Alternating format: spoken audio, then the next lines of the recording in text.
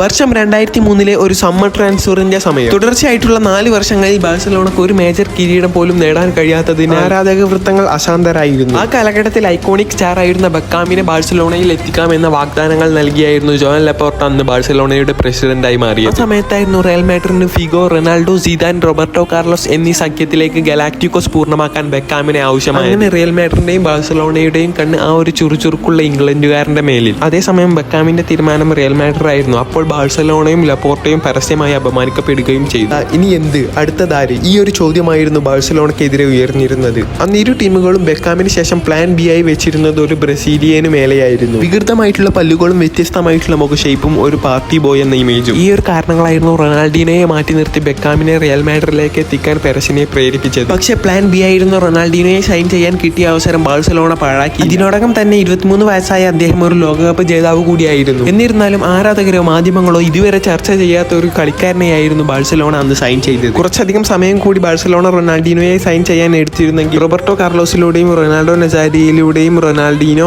Real മാഡ്രിഡിലേക്ക് എത്തിയേനെ. കാരണം അന്ന് ഇരുവരും റയൽ മാഡ്രിഡിനായി ബ്രസീലിൽ റിക്രൂട്ട്മെന്റ് നടത്തി. പക്ഷേ അതെല്ലാം തടസ്സപ്പെടുത്തി ലപ്പോർട്ടയും ടീം ബാഴ്സലോണയുടെ അടുത്ത പ്രൊജക്ടിന്റെ പ്രധാനപ്പെട്ട കണ്ണിയാണെന്നും ബാഴ്സലോണയുടെ അടുത്ത ഐക്കണായി മാറാൻ തനിക്ക് അവസരം ലഭിക്കുമെന്നും വിശദീകരിച്ചുകൊണ്ട് ബാഴ്സലോണയുടെ നീലക്കുപ്പായത്തിലേക്ക് അദ്ദേഹത്തെ സ്വീകരിച്ചു. അദ്ദേഹം ആ ക്ഷണം സ്വീകരിക്കുകയും റൊണാൾഡീനോ 30 മില്യൺ ഒപ്പുവെക്കുകയും പിന്നീട് നടന്നത് ചരിത്രമാവുകയും. പെരസ് കെട്ടിപ്പൊക്കി ആ ഒരു ഗലാക്റ്റിക്കോസിനെ കീറിമുറിക്കുന്നതിൽ ബാഴ്സലോണക്ക് പഴയൊരു പുഞ്ചിരി തിരികെ നൽകുന്നതിൽ പ്രധാന കണ്ണിയായി ബാഴ്സലോണയുടെ പുതിയൊരു ഐക്കണായി. 2 തുടർച്ചയായിട്ടുള്ള ഫിഫ ദ ബെസ്റ്റും 2 ലാ ലീഗയും ഒരു ചാമ്പ്യൻസ് ലീഗും ഒരു ബാലൺ ഡിയോറും. പിന്നീട് ലോക ഫുട്ബോളിന്റെ മിശിഹയെ വാർത്തെടുക്കുന്നതിൽ ഒരു പ്രധാന. ഇതെല്ലാമായിരുന്നു ബ്രസീലിന്റെ റൊണാൾഡീനോ ഗൗച്ചോ.